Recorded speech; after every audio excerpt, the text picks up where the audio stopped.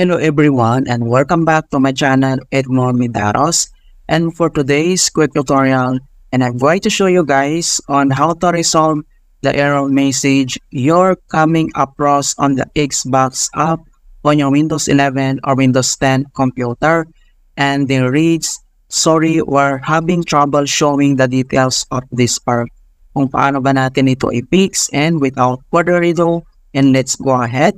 So all you have to do is to click on search menu and then type mo lang dito yung settings and then click mo lang dito yung open. So dito sa settings, ang next step ay kailangan mo lang i-select dito yung time in language. So click mo lang yan. And then dito sa time in language, ang next step ay kailangan mo lang i-select dito yung language and region. Okay, so click mo lang yan. And then dito sa language and region, yung pinakauna lang, ito yung Windows Display Language. So, ang gagawin natin dito ay kailangan mo lang i-select dito yung tamang language. Okay? So, it corresponds naman sa ating country. So, same, Philippines. So, select mo lang dito yung language. And then dito naman sa kanyang region or country or regions ay kailangan mo ulit i-select dito yung tamang country. So, for example, sa ating country, Philippines, so i-select mo lang siya and then dapat magkatugma dito sa kanyang Windows Display Language. So, for example, yung country natin, dapat yung English, Philippines, and then dapat dito sa country, same Philippines.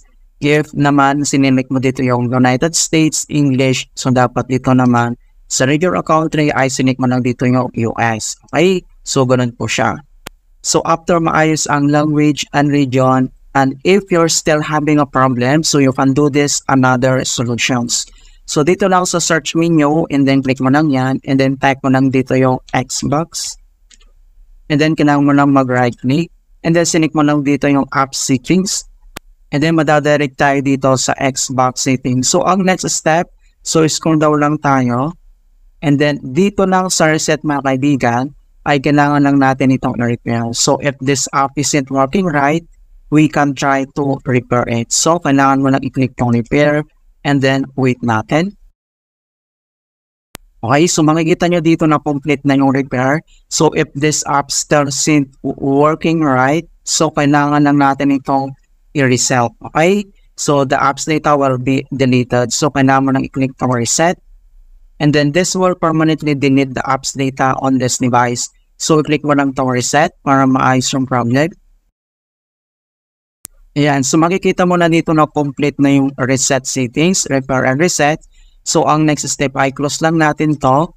And then dito lang sa start menu at kailangan lang natin mag-restart. Okay, click mo lang yan. Alright, so ganoon na po kasimple on how to fix "Sorry, we're having trouble showing the details of these verbs."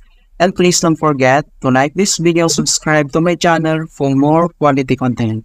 Thank you guys and see you in my next tutorial.